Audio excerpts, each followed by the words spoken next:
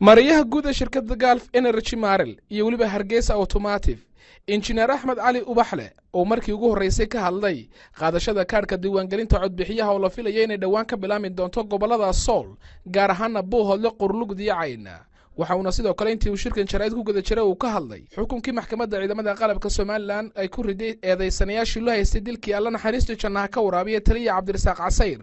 iyo waliba sidoo kale wareejinta dekada Barbara ugu horreynna Engineer Axmed Cali Ubaxle mariyaha guud ee shirkadda Gulf Energy Marel iyo Hargeysa Automotive waxa uu ka hadlay habkobaca dhaqaale ee shirkadda waxyaabaha ay higsanayaan iyo sidoo kale waxyaabihii uu qabsoomay maanay anagu shirkadahan laba shirkadood halkan isku jiraanahay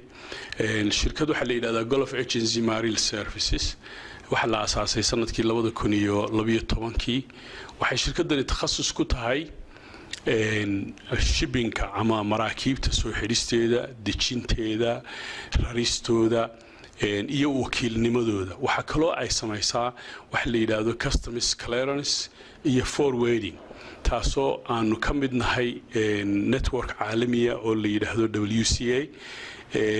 network caalamiga ahi wuxuu noo saamaxay inaan u helo insurance in aanu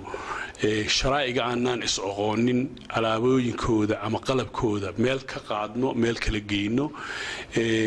lacagteeduna ay ama wixii kharashyadaanu leenahayna ay central line ama meel dhexe oo ammaan ay soo maraan wax nagaga lumaana aanay jirin annagoo alxamdulillaah rabbil caalamiin Soomaaliland oo la aqoonsanayno LC maanta aan laga furan karin dunida caalamka anagoo joogna geesta kalena waxa uu si siyaasadeysan uga hadlay qaadashada kaarka diiwaangelinta codbixiyaha fadqaladii ka taagnay deegaanada Buuhoodle iyo isagoona sidoo kale fariin dowladda Puntland maalgelinta dekada Barbara xukunkii eedeysanayaashii dilkii taliya Casayr iyo sidoo kale waxyaabo badan oo ku aaneeyay inay dalka horumarkooda dib u hayaan waana kan isagoo amurahaasi ka hadlaya horta shirka aad iyo aad baan u hambalyeynaya doorka dawladdu ka qaadatay iyo doorka dadka deegaanku ay ka qaateen ilaahayna waxaan ka rajaynayaa anigu qof nabadgelyada jecel baan ahay deegaan aad iyo aad u xasrad badan baan ka soo jeedaa dadka deegaanka degan iyo kuwa deegaanka degan intaba waan u hambalyeynayaa inay nabadda ka shaqeeyaan diiwaangelinta deegaanka Qurlugud iyo Cayn qaybteedan soke runtii qaybaha aan aad u danaynayo siyaasiyan weeye deegaan ahaanna gobolka dhan waan danaynayaa reer Soolna aad iyo aad bay diyaar u yihiin waxaan rajaynayaa in dhamaantood ay soo diiwaan gelin doonaan hadii ilaahay si waliba nabadgeliya waxaan leeyahay nabadgeliyadu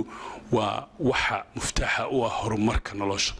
ilaahay subxaanahu wa ta'aala mar walba iimaanka iyo ammaanka markuu ka hadlay mar walba ammaanka ayuu soo hormarinay meelaan ammaan jirin iimaan ma jiro meelaan ammaan jirin ganacsi ma jiro meelaan ammaan jirin horumar ma jiro meelaan ammaan jirin diila ma jirto marka waxaan leenahay dawladuna kullayba waqtigeedii waa iska gabagabo doorashaduna inay waqtigeedii ku dhacdo anigu aad iyo aad baan uga soo horjeedaa doorashada xildhibaanadu inay waqtigeedii ka dib dhacdo hadiiba la yiri madaxweynuhu way dhacaysaa xildhibaanaduna hala dhacdo nimankan wax matarayaashaahi hanaga hor dareeraan dalka waqtiga iyaga soo gaarsiiyay xeerarka iyaga la